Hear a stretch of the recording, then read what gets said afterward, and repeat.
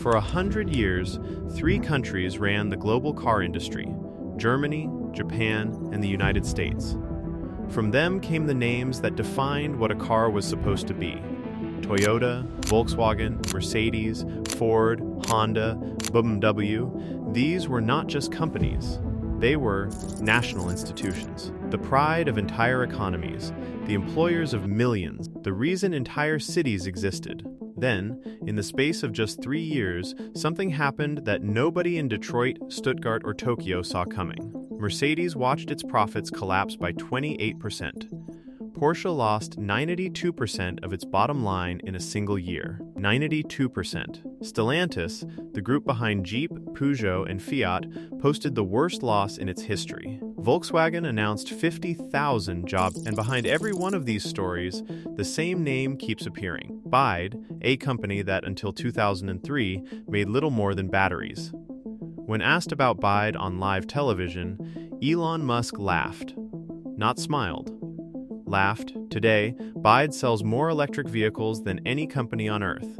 More than Tesla, more than Volkswagen, more than anyone. And Musk is not laughing anymore. How did a battery company become the biggest threat the global car industry has faced in decades? And is the miracle really what it appears to be? Start with where BYD has already won. In Thailand, BYD captured 40% of the electric vehicle market in just 18 months. A region Japan had dominated for decades flipped in less time than it takes to develop a new car model. In Europe, Chinese EV brands are gaining market share year after year. Even Audi is losing customers in China while facing more competition at home. And in Brazil, BYD became the dominant EV brand within a single year, building its factory on the same site where Ford had abandoned production. The United States remains the only major market where BYD is largely blocked. Officially, the concern is national security. Unofficially, many see it as an attempt to slow a competitor that has already changed the industry. To understand how this happened, you need to know one man: Wang Chuanfu. In 1995, he borrowed $40,000 from his cousin, rented a small workshop in Shenzhen, and started making batteries. Within a few years, he was supplying Motorola and Nokia. By 2003, BYD had become the largest battery maker on Earth. Then, Wang did something that made no sense to almost everyone watching. He bought a struggling car factory. Investors hated the idea. The business press mocked it. Wang Chuanfu did not even have a driving license. But his logic was simple. The future of the car was not the engine, it was the battery. And nobody understood batteries better than he did. It would take more than a decade before the rest of the world realized what he was building. During those years, while journalists mocked BYD and Musk laughed, Wang made 3 decisions that changed everything. First, build almost everything yourself. BYD started making its own batteries, its own chips, its own motors, and its own software. When the global chip shortage hit the car industry, BYD kept producing. Every crisis that hurt competitors made BYD stronger. Second, focus on what worked for ordinary people.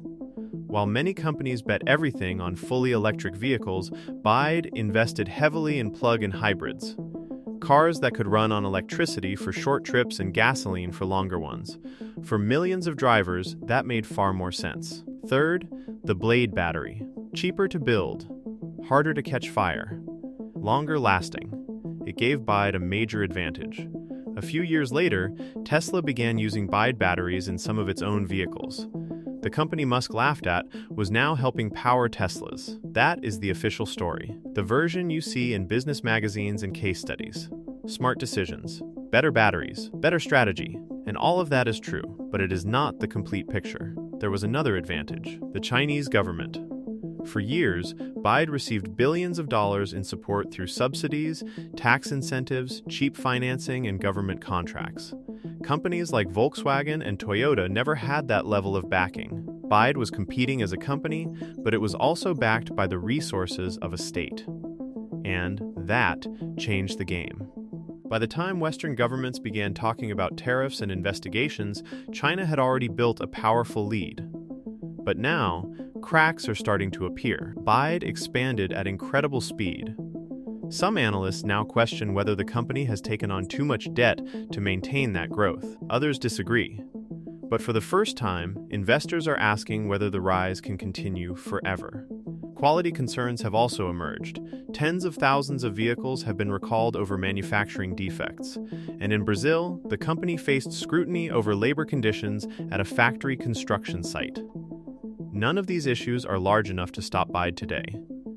But they are reminders that even the fastest-growing companies have limits. BYD remains enormous. It still sells more electric vehicles than anyone else. It still has advantages most competitors can only dream of. But the questions are getting louder. Questions about debt, questions about quality, questions about whether this extraordinary rise can continue. What is already clear, however, is something much bigger. The car industry was never the final goal. It was the first demonstration of what China could do when an entire country decided to dominate an industry. And now, the same playbook is being used elsewhere. Semiconductors, artificial intelligence, aerospace, pharmaceuticals, the car industry was the test, and the test worked.